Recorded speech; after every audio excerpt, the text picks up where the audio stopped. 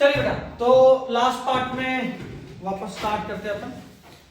इस टॉपिक में हम लोग अभी तक ये पढ़ लिए थे कि फूड प्रोडक्शन को इंक्रीज करने के लिए, यील्ड को इंक्रीज करने के लिए हमने रेसिस्टेंस पहले तो हाइब्रिड वैरायटी प्रोड्यूस करा, उसके बाद हमने डिजीज रेसिस्टेंस के लिए हाइब्रिड वैरायटी प्रोड्यूस करा कि अलग अलग बीमारी से बचे। एक और प्रॉब्लम हमारे पास क्या है कि मान लो कोई एक ऐसा प्लांट है जिसपे कोई बीमारी नहीं हो रहा, एक ऐसा प्लांट है जो बहुत फसल भी दे रहा है, उपज भी बहुत ज्यादा है, लेकिन जब हम खेत में लगा देंगे कीड़ा आके खा गया था। याद है कुछ समय पहले पाकिस्तान से टिड्डा हमला कर दिया था, टिड्डा मेरा फसल खा गया तो बीमारी भी नहीं है, तो है ना। तो फसल को बचाए कैसे? पेस्ट रेसिस्टेंस मेजर कॉज है ये हमारे नुकसान का, लार्ज स्केल डिस्ट्रक्शन करता है। उसके अलावा आज के समय में हम लोग अलग अलग तरीके से उसको वो तो कर सकते, क्या बोलते हैं, रेसिस्टेंस तो बना दिए प्लांट को अलग अलग तरीके से, जैसे मॉर्फोलॉजी में चेंज कर दें, बायोकेमिकल में चेंज कर दें। मान लो कोई एक ऐसा प्लांट है जो कोई फल का मीठा रस की वजह से उसको खा रहा है, हम क्या किए उसके जीन में चेंज करके रस को मीठा से तीता कर दिए, तो अब कोई आएगा इंसेक्ट खाने? यही चीज। तो insect resistant in host crop plant may be due to morphological, biochemical या फिजियोलॉजिकल फैक्टर्स, ठीक है। और ये कैसे करते हैं? तो कई बार वैरायटीज में जर्म प्लांट कलेक्शन करके उनके वाइल्ड रिलेटिव से क्रॉस करा देते हैं। जैसे मान लो एक ऐसा करेला जो मीठा हो लेकिन सारा गुण हो जो करेले में होता है, तो हम लोग कौन नहीं वो करेला खाना चाहेगा? सब कोई खाएगा, लेकिन उसी करेला में वो तीतापन आ गया तो खाना चाहते हैं? या जैसे खीरा, खीरा तो बहुत फायदेमंद चीज है, गर्मी में खाना चाहिए, लेकिन कुछ खीरा ठीक ठाक टेस्ट का होता है, कुछ बड़ा तीता होता है, तीता वाला कोई खाना चाहेगा? मान लो खीरे का फसल लगाए हैं हम और एक गाय घुस गई खीरा खाने के लिए, तो उसका पत्ता खा रही, तो उसको मीठा लगा था, पूरा खेते खा गई। हम क्या किए, एक ऐसा खीरा का प्लांट डेवलप किए जिसमें जो तीता वाला जीन था वो उसके पत्ते में एक्सप्रेस कर दिए, तो गाय आई, पत्ता खाई, बड़ा तीता लगा था, छोड़ के चल गई, तो मेरा प्लांट सेफ हो गया ना। ये तरीका है। कौन कौन सा डेवलप किए थे वो देख लीजिए, फिर से आपको बहुत सारा नाम रखना है।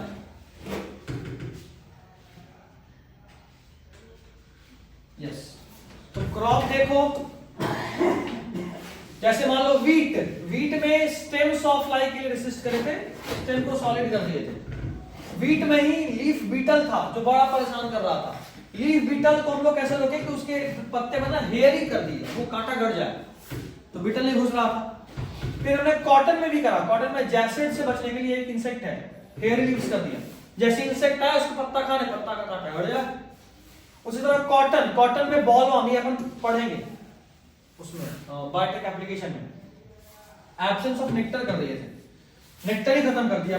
बॉलवर्म आ रहा था, उसका नेक्टर लेंगे, नेक्टर ही खत्म, बॉलवर्म क्या करने आया, फसल बच जा रहा था। उसी तरह मेज में स्टेम बोरर से अटैक कर रहा था, लो नाइट्रोजन और शुगर कर दी, और साथ में एस्पार्टिक एसिड बढ़ा दिया, एस्पार्टिक एसिड बढ़ने से तीखा हो गया, हमारा काम हो गया, ठीक है।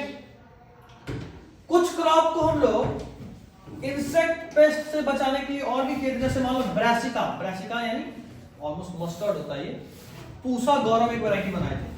फ्लैट बीन में पूसा सेम 2 और पूसा सेम 3, और ओकरा भिंडी का एक वैरायटी था पूसा स्वर्णिम और पूसा A4, 2 वैरायटी, देख रहे हो।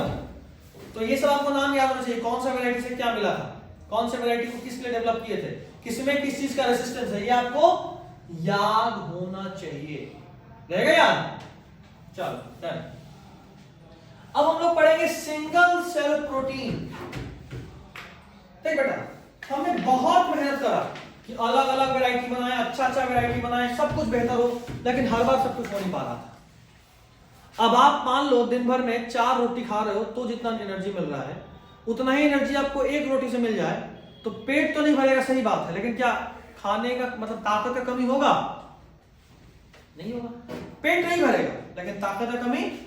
कभी सुने कि जो अंतरिक्ष में जाते हैं वो टैबलेट्स लेते हैं, एस्ट्रोनॉट्स जो जाते हैं स्पेस में, वो वहां रोटी चावल नहीं खाते, खाएंगे तो फिर निकालना ही पड़ेगा, निकालेंगे कहां?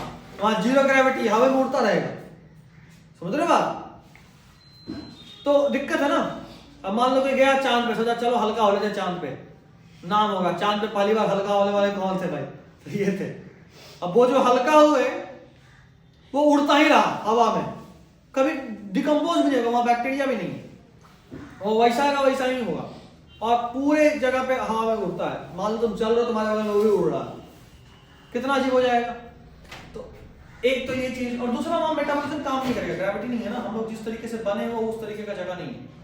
तो वहां हम लोग टैबलेट्स लेते हैं, जितना एनर्जी चाहिए वो एनर्जी मिल जाएगा, लेकिन काम पेट नहीं भरेगा, लेकिन एनर्जी मिल जाएगा। ठीक है, तो मुद्दे का बात यह है, हमने फिर क्या सोचा कि एक काम करो, गरीब 4 रोटी नहीं खरीद पा रहा है, एक ही रोटी खा पा रहा है, तो क्यों ना हम प्लांट को इस तरीके से डेवलप कर दें कि उसमें ज्यादा न्यूट्रिएंट हो जाए। एक रोटी ही 4 रोटी का ताकत दे दे, एक रोटी ही 4 रोटी का ताकत दे दे, हो सकता है ऐसा? उसके लिए क्या बोल बोले, हमने उस टेक्निक को बोला बायोफोर्टिफिकेशन। बायोफोर्टिफिकेशन से क्या होता है कि जो भी एक चीज था उसमें हम लोग सब कुछ बढ़ा दिए। जैसे क्या क्या बढ़ाए, ज्यादा प्रोटीन बढ़ा दिए, क्वालिटी भी और क्वांटिटी भी, विटामिन कंटेंट बढ़ा दिए, ऑयल कंटेंट बढ़ा दिए और माइक्रो न्यूट्रिएंट और मिनरल बढ़ा दिए। तो कोई एक रोटी खा रहा फिर भी ताकत उतना ही मिल रहा है, समझे बात? एक रोटी खा रहा लेकिन ताकत उतना ही मिल रहा है। नेक्स्ट इज मेज का वैरायटी पेपर पढ़ाए थे। मेज की वैरायटी के 2000 में हमने एक ऐसा हाइब्रिड निकाला जिसका नाम था कहा गया नाम, अच्छा नाम नहीं पढ़ना, जिसमें कि ऑलमोस्ट दुगना अमीनो एसिड था। उसी तरह वीट का हमने एक वैरायटी बनाई जिसका नाम था एटलस। कहां है एटलस 66? इसमें प्रोटीन कंटेंट को बहुत ज्यादा बढ़ा दिया, देख रहे हो। उसके बाद हमने एक जगह था IARI, Indian agriculture research institute, जो कि दिल्ली में है। यहाँ पे हमने बहुत सारे वेजिटेबल क्रॉप्स बनाए जिसमें कि विटामिन बहुत ज्यादा था, जैसे विटामिन ए इनरिच्ड कैरेट, ये एग्जांपल इंपॉर्टेंट है। कैरेट बनाए जिसमें विटामिन ए ज्यादा था, साग, कद्दू, विटामिन सी इनरिच्ड करेला, बथुआ और मस्टर्ड यानी सरसों और टमाटर, आयरन और कैल्शियम इनरिच्ड साग और बथुआ और प्रोटीन इनरिच्ड बीन। ठीक है, ये सब चीजें पता याद कहां की IARI जो जगह है, इंडियन एग्रीकल्चर रिसर्च इंस्टीट्यूट, ये नॉर्मली ये सारा चीज बना के अपने को दिया। ठीक है, सारा चीज अपने को बना कर दिया, ये चीज इंपॉर्टेंट है, आपको ध्यान रखना। ठीक है, next is single cell protein. अब देखो हर चीज का कितना भी आप बढ़ा लो फिर भी एक लिमिट है, एक लिमिट के बाद हर चीज रुक जाता है। सिंगल सेल प्रोटीन इसी तरह का एक चीज था।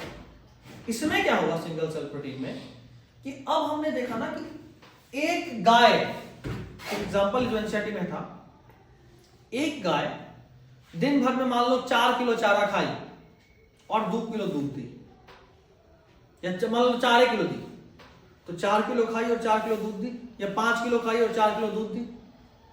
ठीक है, एक बैक्टीरिया 1 किलो खाया और 1 किलो प्रोटीन दिया। 4 किलो दूध में हो सकता है 200-300 ग्राम प्रोटीन हो, लेकिन एक बैक्टीरिया 1 किलो खाया और मान लो आधा किलो प्रोटीन दे दिया, कौन ज्यादा बेहतर है? बैक्टीरिया। तो आज के समय में हम लोग इसी को यूज करते हैं। आज के समय में बैक्टीरिया का टैबलेट आने लगा है, जैसे सिंगल सेल प्रोटीन को बोलते हैं। मोर देन 25% पॉपुलेशन जो भूख से और एनर्जी की कमी से मर रहा है, इसका एक अलग अल्टरनेट ऑप्शन है सिंगल सेल प्रोटीन। जैसे कुछ माइक्रोब्स हैं, स्पाइरुलिना, मिथाइलोफिलस, मिथाइलोट्रोपस, मशरूम और कुछ फंगस जो है वो बहुत ज्यादा प्रोटीन का सोर्स है। अब फसल का एक कमी है, एक काम करो, एक लकड़ी सड़ा उसको मशरूम उग गया उसको खा लो। नॉर्मली आप सड़ते हुए लकड़ी पे गेहूं तो उगा नहीं सकते थे, मशरूम तो उग सकता था ना, तो मशरूम उगा उसको खा लो, उसमें भी खूब प्रोटीन है। कुछ माइक्रोब्स जैसे स्पाइरुलिना जो है ये टोमेटो प्रोसेसिंग प्लांट से होने वाले पॉल्यूशन को भी कम कर सकता है। जैसे मान लो आप चिप्स बनाते हो, लेज खाते हैं ना, कैसे बनता है चिप्स आलू लिए उसको पहले उबाले, उसके बाद कद्दूकस करे, या पहले कद्दूकस करते फिर उबालते हैं और फिर उसको चिप्स की तरह छान दिए। एक है ना, आलू कद्दूकस करे और उबाले, उबाल करके जो पानी था वो फेंके, पानी में बहुत ज्यादा स्टार्च, बहुत चिपचिपा हो जाता है, बहुत स्टार्च होता है। वो जो पानी आप फेंक रहे थे उस पानी में स्पाइरुलिना ग्रो कर जाएगा और खूब सारा प्रोटीन बना देगा। तो कचड़े से भी आपको खाना मिल रहा है ना, तो ये बड़ा काम का चीज है।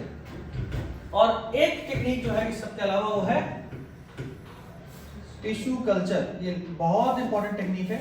टिश्यू कल्चर से बहुत सारा काम हो सकता है।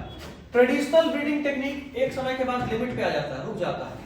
इसके लिए कुछ एक एक्सप्लांट चाहिए। जैसे मान लो मेरे पास एक प्लांट था, जैसे मान लो हम वो आम का पेड़ बना लिए जो डिजायर मेरे को चाहिए था। क्या क्या कैरेक्टर था? ज्यादा बड़ा फल, ज्यादा मीठा फल और ज्यादा नंबर ऑफ फल। हम वो प्लांट बना लिए, मेरा प्लांट ग्रो कर रहा था। 10 साल बाद अचानक उसमें एक बीमारी लगा और प्लांट मरने लगा।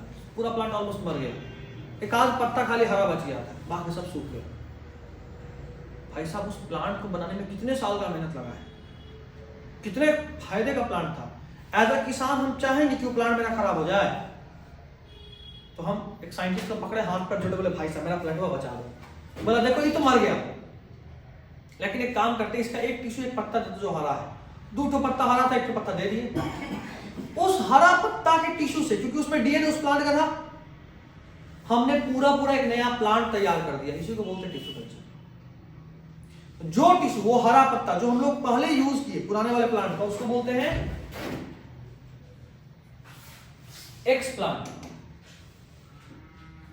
Explant, any part of plant taken out and grown in the test tube under sterile condition. उसके बाद हम लोग क्या करते हैं, एक चीज और देखो, एक सेल से, एक पत्ते से हमने पूरा प्लांट बना दिया ना। The capacity of a cell to grow whole organism is called totipotent cell या स्टेम सेल। अपन एनिमल ह्यूमन रिप्रोडक्शन में भी पढ़े थे, स्टेम सेल है ना। एक सेल पूरा बॉडी बना सकता है, उसी तरह प्लांट में भी कुछ सेल्स होते हैं वो पूरा प्लांट बना सकते हैं। इस कैपेसिटी को बोलते हैं टोटीपोटेंट सेल। और खास बात देखो, अब क्या हुआ कि आपने टिश्यू कल्चर के थ्रू क्या करा कि एक, मान लो एक पत्ता मिला था ना, एक पत्ते में एक सेल थोड़ा ही होगा, हजारों सेल्स होंगे, तो 1000 सेल से हम 1000 प्लांट बना सकते हैं एक बार में। टिश्यू कल्चर की हेल्प से आप एक सेल से बहुत सारे प्लांट बना सकते हैं। This is what we call as micro propagation. It is possible to achieve propagation of large number of plant through tissue culture. क्या बोलते हैं उसको? Micro propagation. एक और चीज देखो, ये सारे के सारे प्लांट एकदम अपने पेरेंट की तरह, क्योंकि उन्हीं के सेल का कॉपी है, इसलिए इसको बोलते हैं सोमा क्लोन्स। क्या बोलते हैं? Soma clones. What do we call them? We call it as soma clones. क्यों बोलते हैं क्लोन? क्लोन हम लोग ह्यूमन रिप्रोडक्शन इन ऑर्गेनिज्म में भी पढ़े हैं। वैसे ऑर्गेनिज्म जो मॉर्फोलॉजिकली और जेनेटिकली अपने पेरेंट के एकदम कॉपी हो, आइडेंटिकल कॉपी हो, उसको क्या बोलते हैं? सोमा क्लोन। यहां पे भी वो सोमा क्लोन। अच्छा, नॉर्मल क्लोन के बदले इसको सोमा क्लोन इसलिए बोले हैं क्योंकि ये क्लोन उसके सोमैटिक सेल से बना है। उसके सीड, उसके एंथर, उसके स्टिग्मा, उसके एक से नहीं बना, सोमैटिक सेल, पत्ता। तो सोमैटिक सेल से बनने वाले क्लोन को बोलते हैं सोमा क्लोन। नेक्स्ट, आज में बहुत सारे प्लांट, जैसे टोमेटो हो गया, बनाना हो गया, एप्पल हो गया, इसको इसी टेक्निक से अपन ग्रो कर रहे हैं। ठीक है, इसी टेक्निक से अपन ग्रो कर रहे हैं। उसके अलावा कुछ और एप्लीकेशन भी है इस तरह के प्लांट का। जैसे मान लो वायरस से किसी का इन्फेक्शन हो गया, ठीक है, प्लांट में ना कुछ मेरिस्टेमेटिक टिश्यू होते हैं, जैसा अगर आप पढ़े हो किस तरह का होता है, एपिकल मेरिस्टेमेटिक टिश्यू, इंटरकैलरी और लैटरल। यहां पे होता है एपिकल मेरिस्टेमेटिक टिश्यू, यहां होता है इंटरकैलरी और यहां होता है लैटरल मेरिस्टेमेटिक टिश्यू। तो जहां जहां मेरिस्टेमेटिक टिश्यू होता है ना, यहाँ पे प्लांट हार्मोन है ऑक्सिन। क्या है? प्लांट हार्मोन है ऑक्सिन, इसका कंसंट्रेशन बहुत हाई होता है। प्लांट हार्मोन ऑक्सिन का कंसंट्रेशन बहुत ही हाई होता है, और जहां जहां ऑक्सिन का कंसंट्रेशन हाई होगा उन सब जगह पर वायरस का इन्फेक्शन नहीं होगा। उन सब जगह पे वायरस का इन्फेक्शन नहीं होगा। जहां जहां ऑक्सिन का कंसंट्रेशन हाई होगा उन सब जगह पे वायरस का इन्फेक्शन नहीं होगा। ठीक है, अब वायरस का इन्फेक्शन जहां नहीं है, तो मान लो कोई प्लांट था, उसके पूरे बॉडी में वायरस का इन्फेक्शन हो गया, हमने क्या करा, उसके एपिकल मेरिस्टेमेटिक टिश्यू से सेल लिया, उस सेल को ग्रो कर लिया, क्योंकि वो उसमें वायरस का इन्फेक्शन नहीं था, क्योंकि उसमें वायरस का इन्फेक्शन नहीं था। तो ये भी अपन करते हैं, किसी प्लांट, वायरस इन्फेक्टेड प्लांट से वायरस फ्री प्लांट ऑब्टेन कर सकते हैं by the help of tissue culture. उसके अलावा आज के समय में बहुत सारा साइंटिस्ट क्या किया कि सेल वॉल को तोड़कर प्रोटोप्लास्ट निकाल लेता है। प्रोटोप्लास्ट क्या होता है? एक प्लांट सेल है, प्लांट सेल में क्या होगा, सबसे बाहर क्या होगा, सेल वॉल, उसके अंदर सेल मेम्ब्रेन होगा और सबसे अंदर में न्यूक्लियस। आप इस सेल वॉल को हटा दीजिए, उसके बाद जो भी बचा ना, cell membrane plus nucleus is called protoplasm. क्या बोलते हैं उसको? प्रोटोप्लाज्म। आजकल साइंटिस्ट एक और क्या काम कर रहा है, अभी तक हम लोग हाइब्रिडाइजेशन कैसे कर रहे थे, दो अलग अलग जीन्स को मिला रहे थे, लंबा काला बाप छोटी गोरी माँ, दो अलग जीन मिला, उन दोनों के मेटिंग से बच्चा बना।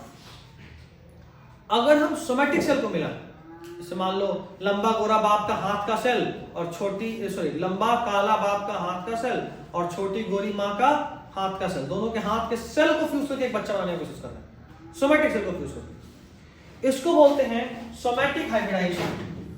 इसके लिए अपन क्या करते हैं, इसी प्रोटोप्लाज्म को फ्यूज करते हैं, एक प्रोटोप्लाज्म निकाले और किसी दूसरे प्लांट का प्रोटोप्लाज्म निकाले और दोनों को फ्यूज करा। आज के समय में हमारा टेक्निक ऐसा भी है, हमने एक ऐसा प्लांट प्रोड्यूस करा हुआ है। अच्छा, आलू कोई देखा? आलू का खेत, आलू कहां होता है? जमीन के ऊपर या जमीन के नीचे? जमीन के नीचे। अच्छा, टमाटर कहां होता है? जमीन के ऊपर या जमीन के नीचे? एक ऐसा प्लांट हम तैयार करे हुए हैं जिसका जड़ आलू का है और ऊपर में टमाटर होता है। यानी हम एक प्लांट लगाए, जमीन के नीचे क्या उग रहा है? आलू, और जमीन के ऊपर उसी प्लांट में क्या उग रहा है? टमाटर। तो सब कुछ ही टेक्निक से बनाते हैं। सोमाकोन्स, दोनों के प्रोटोप्लास्ट को फ्यूज कर दिए, समझे बात? दोनों के प्रोटोप्लास्ट को फ्यूज कर देंगे तो उससे जो बना वो दोनों का काम मेरा कर देता है। अच्छा, हाँ देखो लिखा तो है। और जो टमाटर और आलू, पोटैटो और टमाटो को मिला के बना जिसको क्या बोले? पोमैटो। पोमैटो, ठीक है। चलिए बस यही तो है ये chapter. This is it for this chapter, ठीक है। तो अगर कुछ डाउट है तो पूछिए, अदरवाइज दिस इज ऑल।